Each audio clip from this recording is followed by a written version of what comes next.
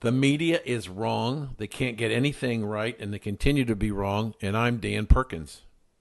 Well, I'll tell you, Obamacare is wrong, and people are beginning to believe that, including Bill Clinton. I'm Don Mazzella. It's time for Two Guys from Verona.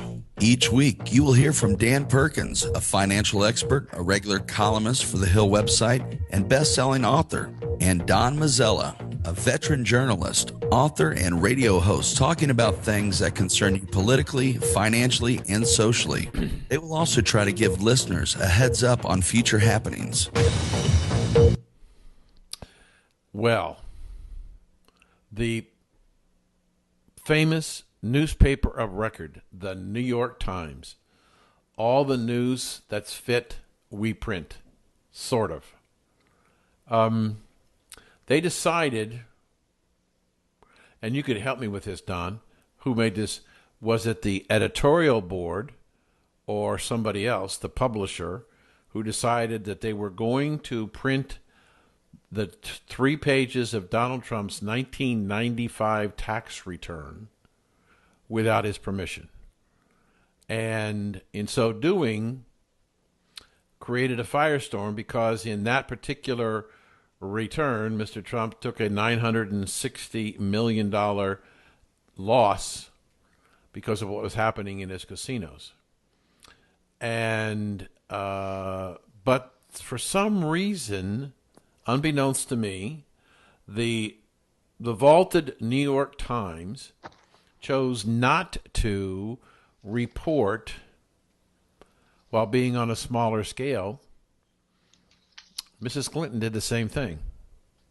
She took a $700,000 tax loss and to avoid having to pay taxes and for paying taxes for a number of years.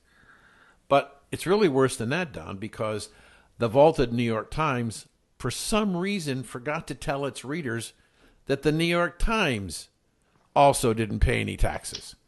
So what was the point? Was the point, in addition, after Mr. Trump took that $960 million write-off, he published a book about the art of recovery. New York Times praised the book, and in that book, strangely enough, was the story about the young woman from the Miss Universe contest who Mr. Trump personally stepped in from being fired by the Miss Universe pageant, took her to Mar-a-Lago, got her a personal trainer to try and help her lose weight because she ballooned up 60 pounds so that she wouldn't lose her crown and wouldn't be fired by the Miss Universe. So, it's really interesting to me that we've got the vaulted New York Times that basically can't seem to tell the truth. And I know that you've been a supporter of the New York Times of sort, but I'm wondering if we can expect something different if Mr. Trump is in fact elected president. Has the New York Times exhausted all of the bad stuff in trying to keep him from being elected? And Rasmussen, which I happen to follow more than any other polling service, announced today that they were dead even, so that the bounce that Mrs. Clinton got after that debate seems to have dissipated. Why is it that the New York Times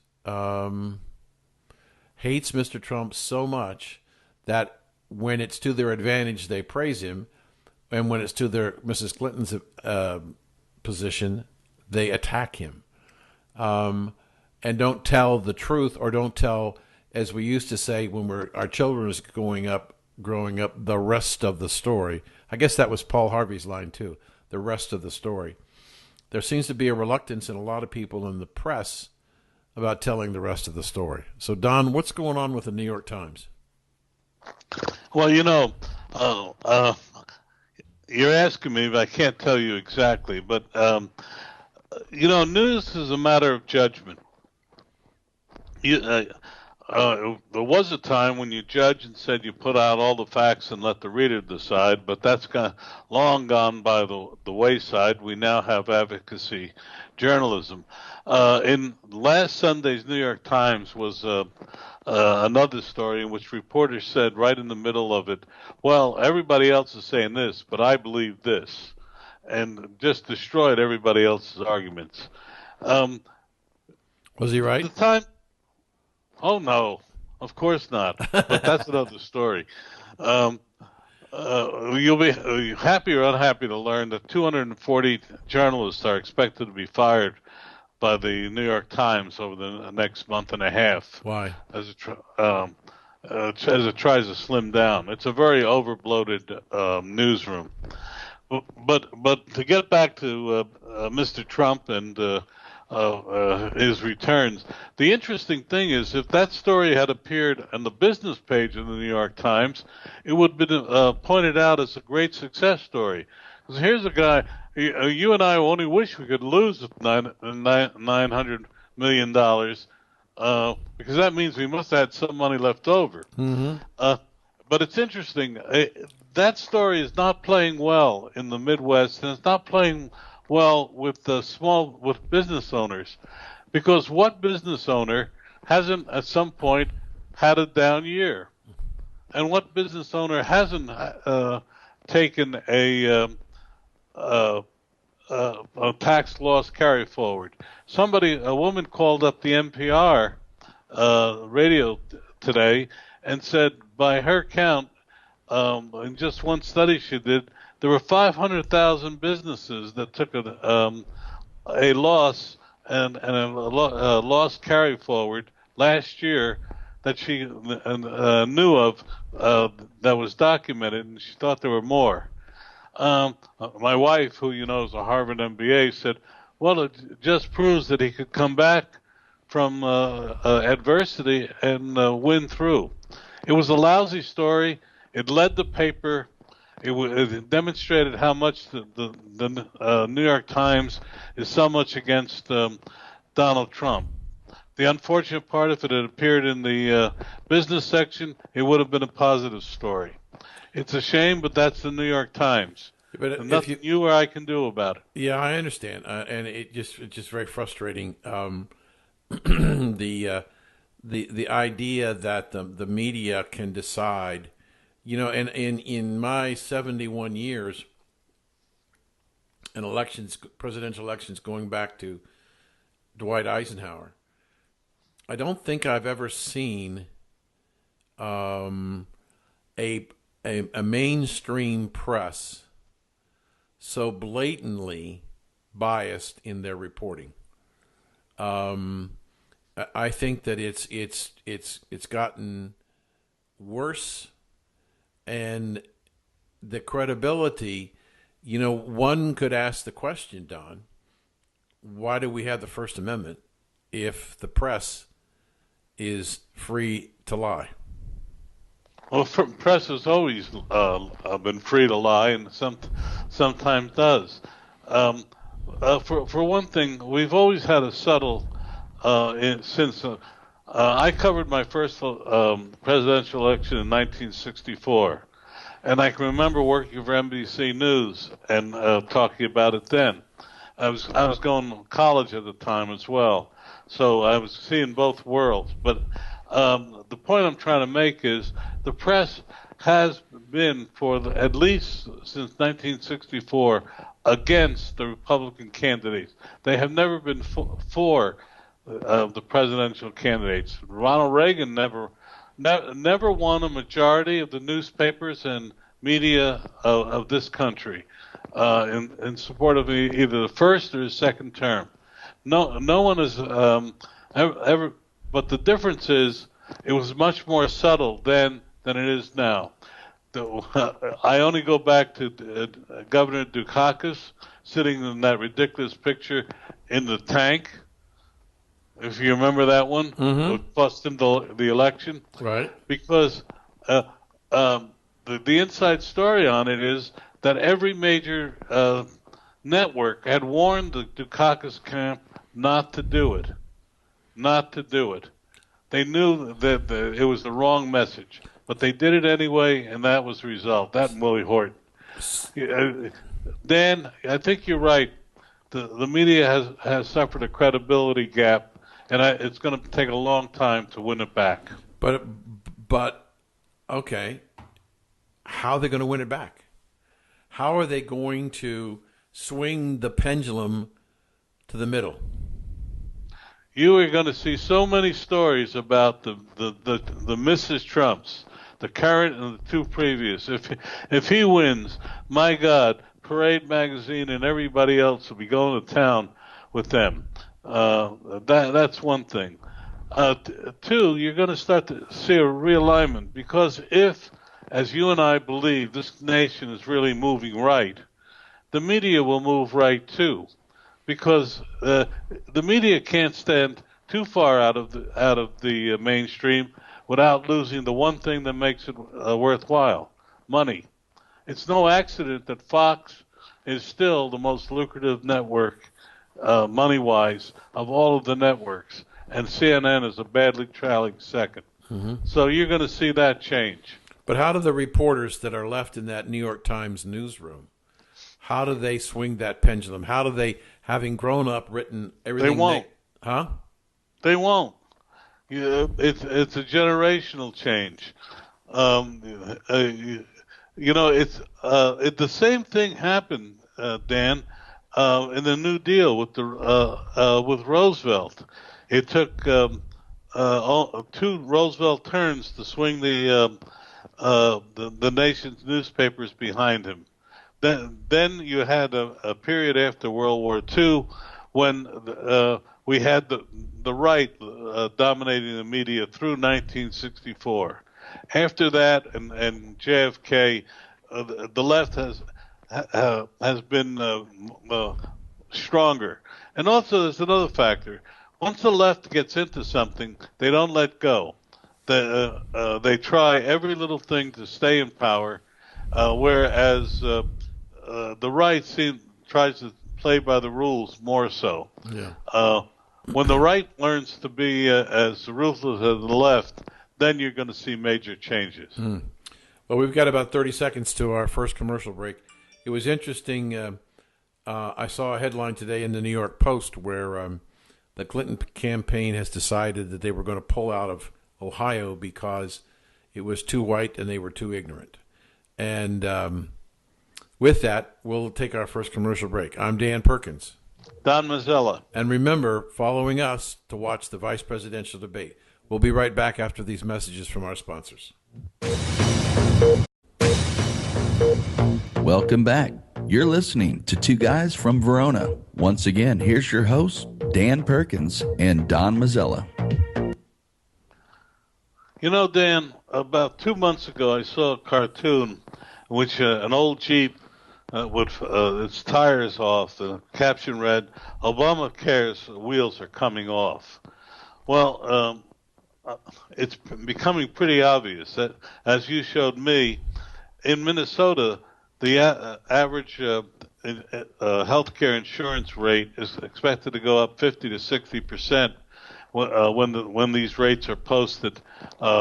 Actually, in the middle of this month, it's very interesting. Every constituency that supported the bill, the insurance companies, the unions, the Democratic Party, all are suddenly beginning to realize that Obamacare doesn't work. It needs a major fixing, if not repeal. You can't repeal it because they built into it the one thing that will appeal to majority Americans. That's the idea that you can't turn away a person because of a pre-existing condition. Right. That's what's going to keep Obamacare in place in some way. But the insurance companies are finding out that the promised government subsidies, the money from government that they were quote guaranteed unquote by Obama when they supported the bill, it ain't going to happen.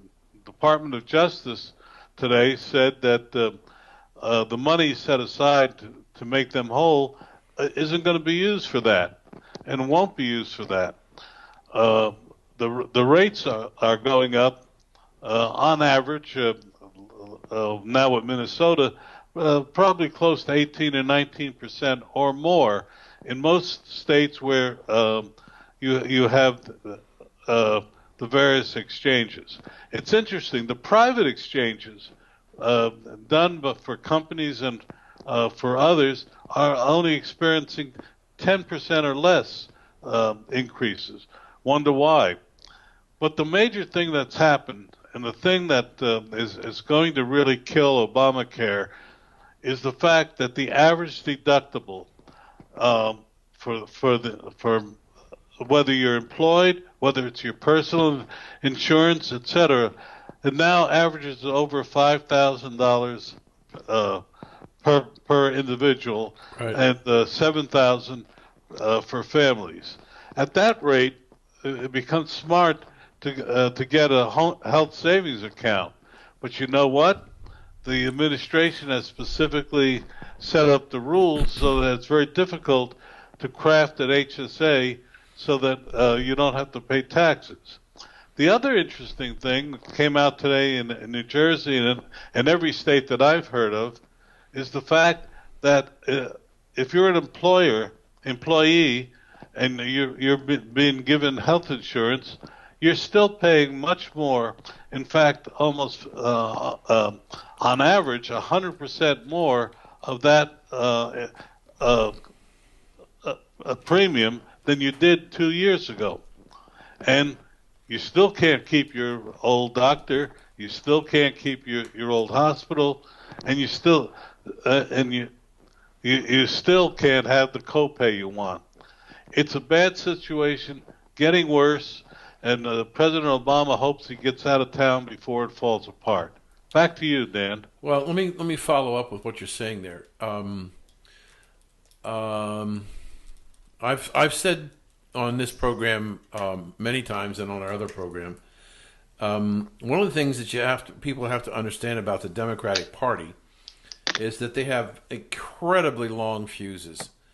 They can fight for decades to try and get what they want, and as a result, they wait a long time. Now, if you think about it, you could go back even earlier than Bill Clinton, but shortly after Mr. Clinton became president, he put Hillary in charge of trying to create universal health care, and it failed.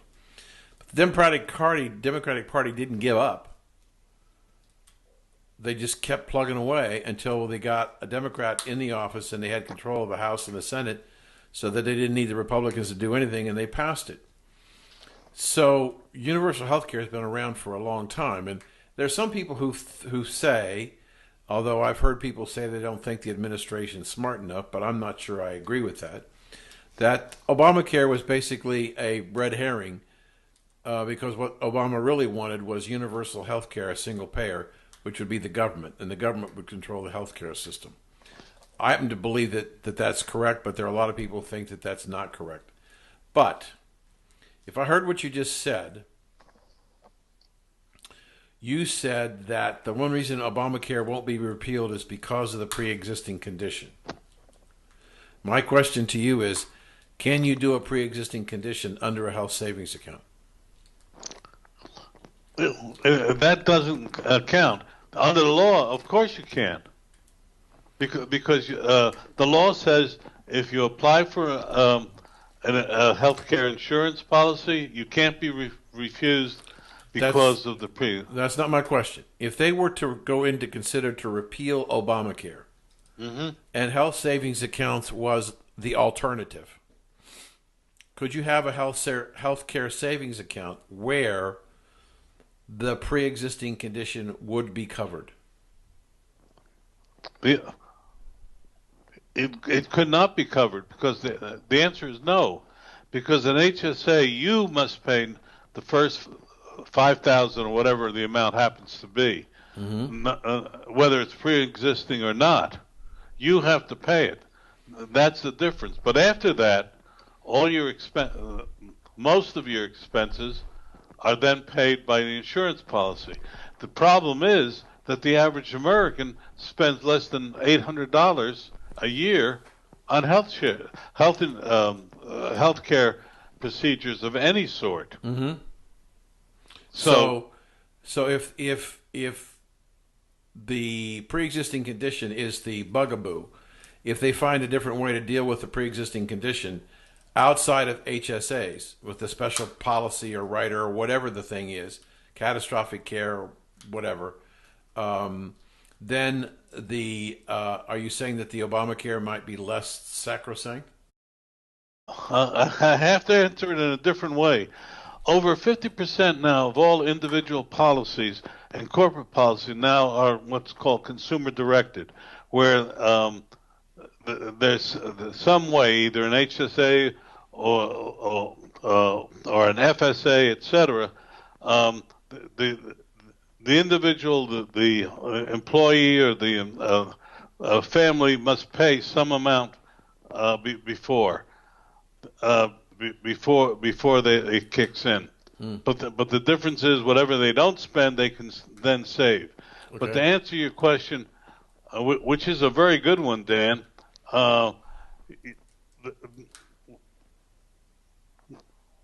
if they find an answer to the HSA or the consumer-directed, the answer is they could repeal Obamacare, but it'd be very difficult. Okay.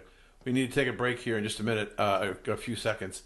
So if they could find a way to carve out pre-existing conditions and cover them under a different plan or program, those people who have serious pre-existing conditions pay a premium, and you could replace them with health share savings account, it might be possible to repeal Obamacare.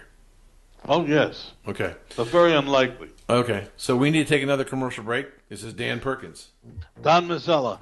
We're the two guys from Verona, and remember, the vice presidential debate follows on television after we're done. We'll be right back. Once again, here's your hosts, Dan Perkins and Don Mazzella. So many topics. I don't know what to talk about.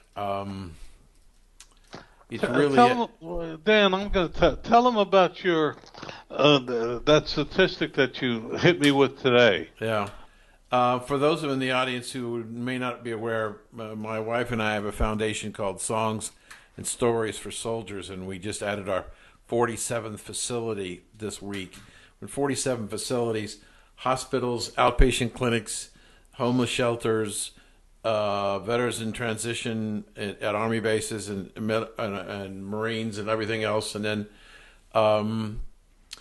we're working to try and help with post-traumatic stress disorder and sleep deprivation. And suicide rates have been climbing for the last 3 years to right now we have a veteran commit suicide every 63 minutes. And I just got a report this morning from the VA, which just absolutely blew me away. And that report said that the suicide rate in women is 12, in the military, 12 times the rate of suicide in the civilian population. 12 times. And I read it and read it again and read it a third time, and I called Don and said, this is the most unbelievable, unnerving statistic. I called an admiral friend of mine, and he said, I think it's just an abomination. He said, my guess is, and I read the report, and there wasn't a lot of detail, but he said, my guess is that a good portion, maybe as much as 50% of those women's suicides is because of sexual harassment or harassment in the military. And the other ones are a result of combat. And I know that I been reading about harassment in the military, and I'm probably going to get hate mail for saying this because I'm a sexist, but we pride ourselves on not being politically correct on any shows that we do. As I spoke with the Admiral today, he said, there are things that women can do, and there are some things as it relates to combat that they're not physically strong enough. The Lord just didn't make them that way to do. And when they try and do that, they put themselves in greater danger and jeopardy than a man. And so the idea here is I'm not trying to be sexist.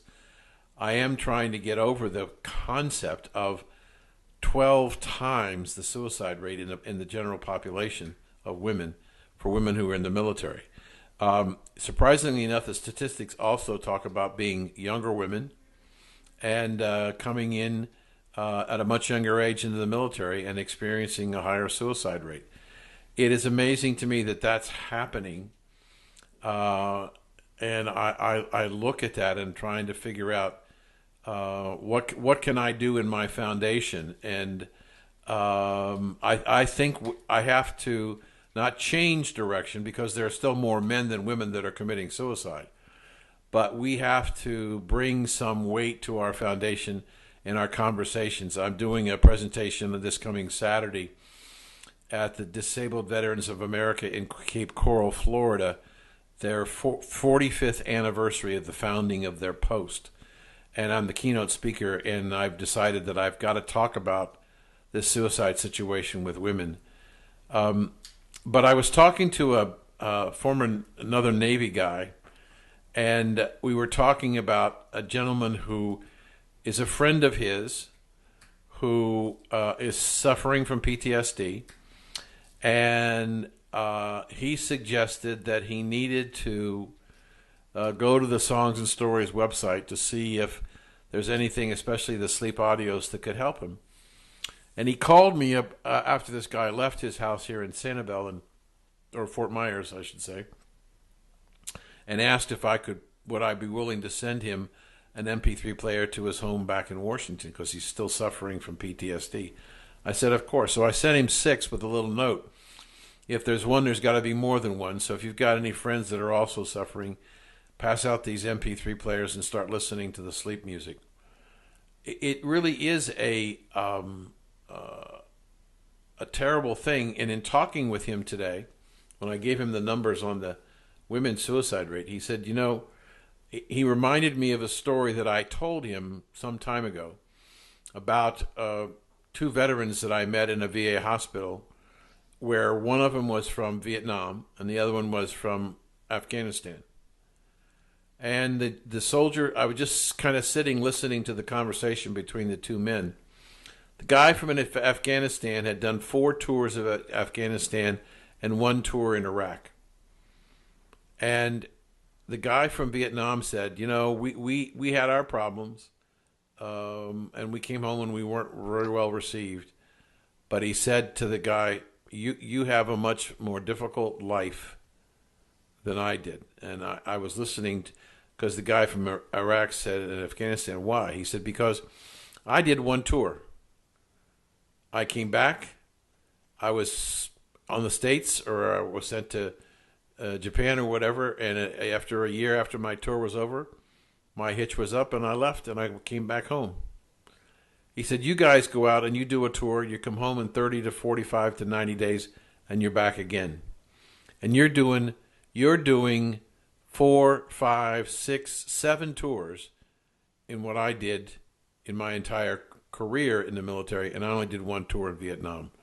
He says it's no wonder we have this suicide and sleep deprivation issue, because you have no chance to decompress. I'm sorry I took so much time there, Don, but if you want to jump in there, go right ahead.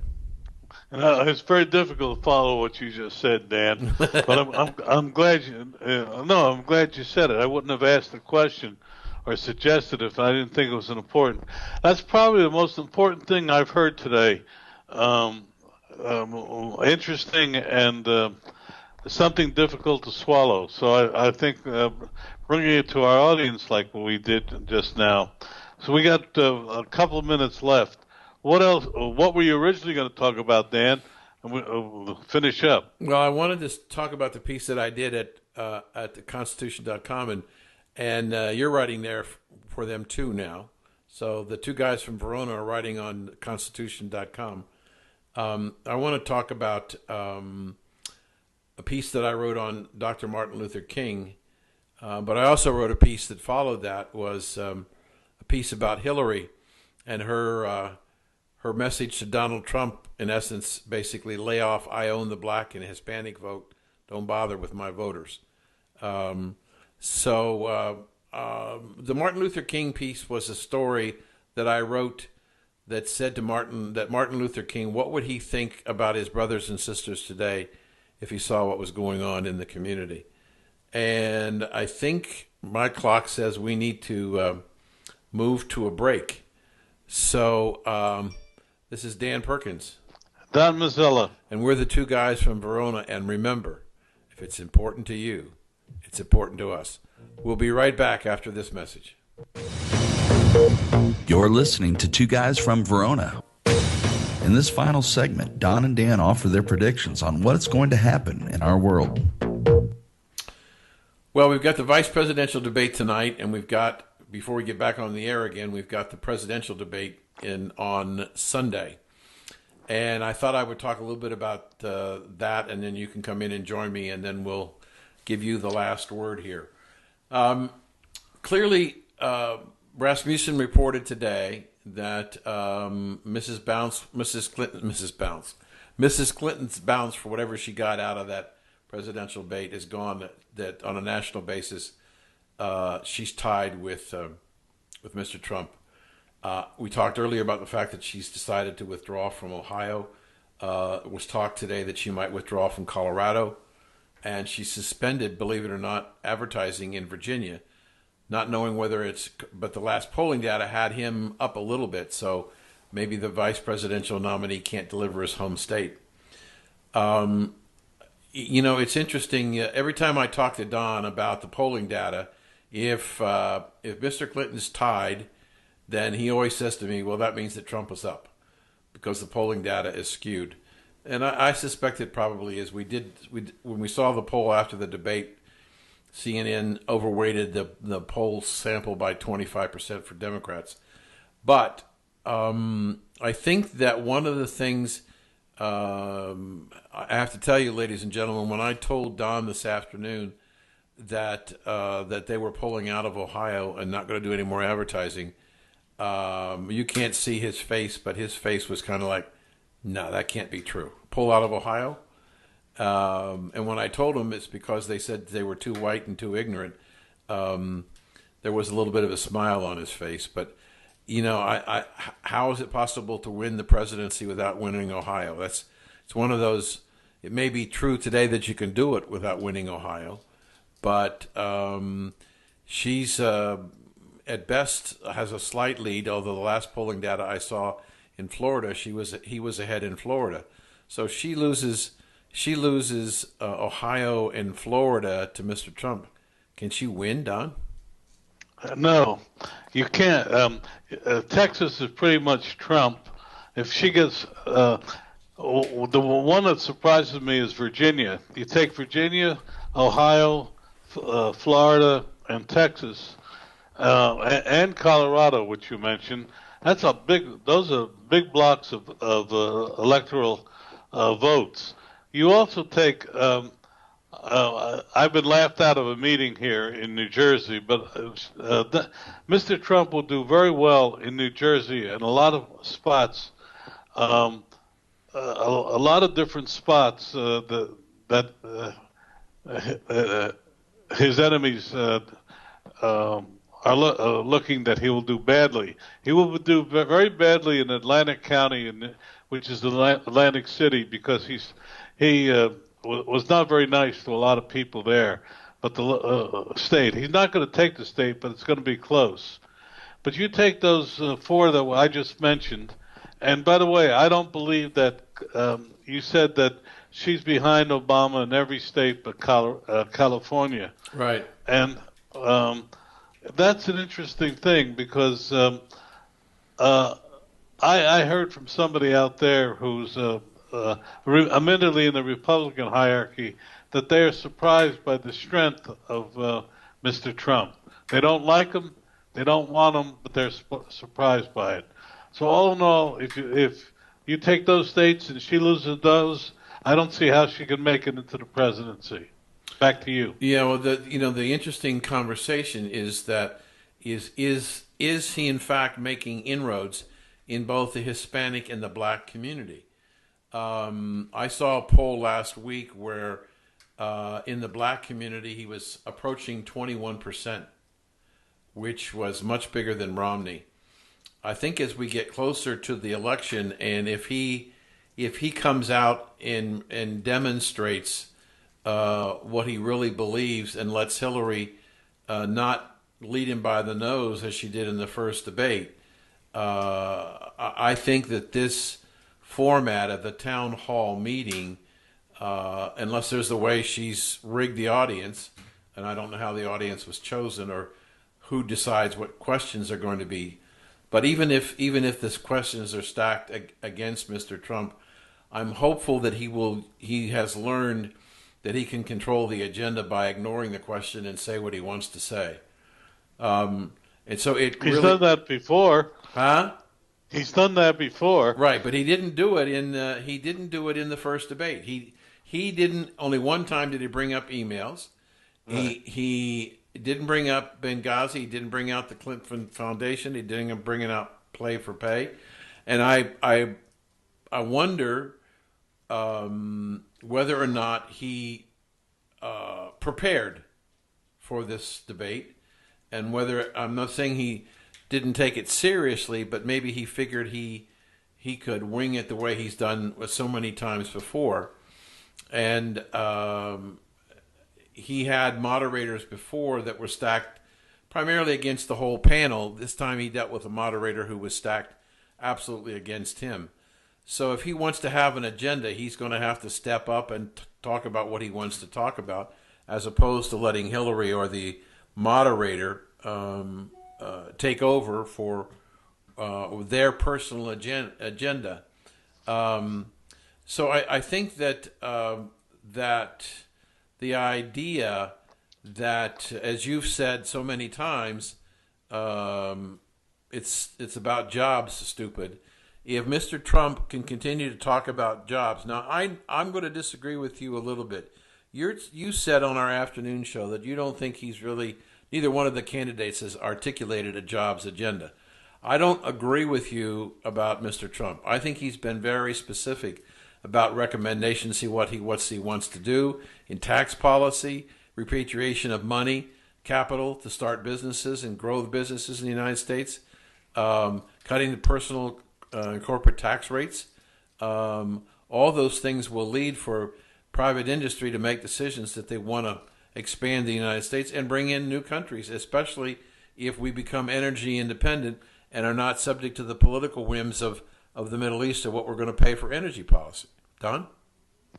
Well, I just want to say, yes, he's talked about it, but he hasn't come up with that phrase that, again, I keep going back to one of the all-time greats. Are you better off today than you were 4 years ago? Right. He needs a phrase like that will resonate with people.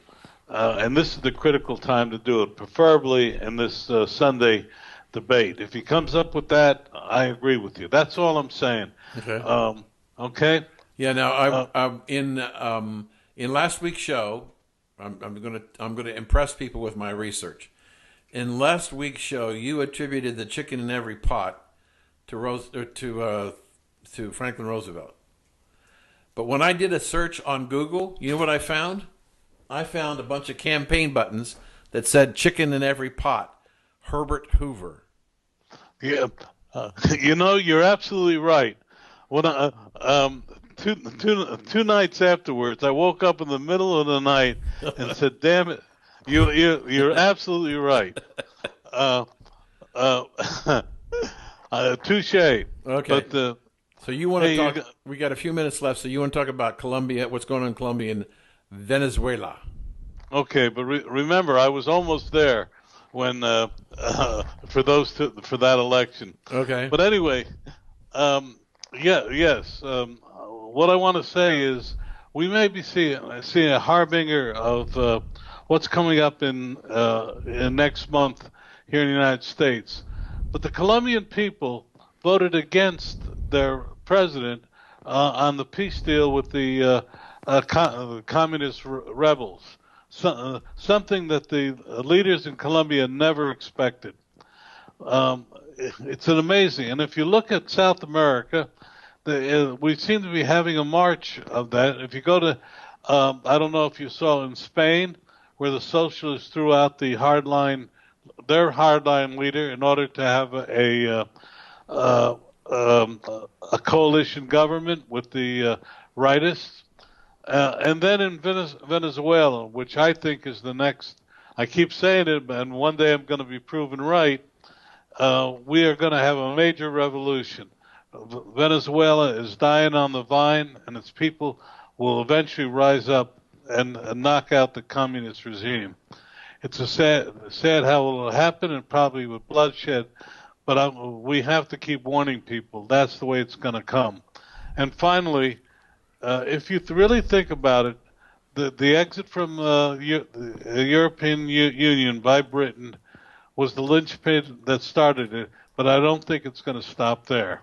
Back to you, Dan. I agree. There's an interesting piece today on Drudge from Bloomberg, and it's a picture of the woman who's in charge of the International Monetary Fund, and they're talking about it in this particular conference, how the globalization is under attack on a global basis.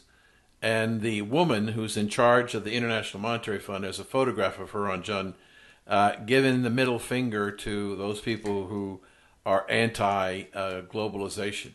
And whether that's the Brexit people or the people in Colombia or the people in the United States.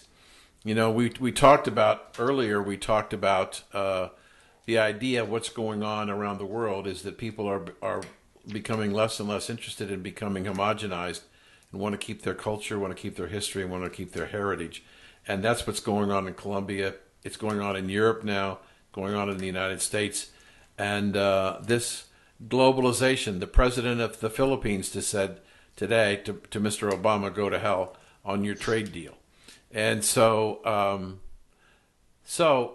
I just think it's a lot of things going on. And you're right. We are seeing not only Mr. Trump, we're seeing what happened in England. We're seeing what's happened in Colombia and Europe. There's a revolution going on for a new generation of people that are proud to be who they are. And I think that's an important thing. So we're almost out of time. I'm Dan Perkins. Don Mazzella. We're the two guys from Verona. Make sure you go to our website and go to twoguysfromverona.com where you can see previous shows. And in a few days, you'll see this one in an annotated version. So watch the vice presidential debate, and we'll talk to you next week. You've been listening to Two Guys from Verona.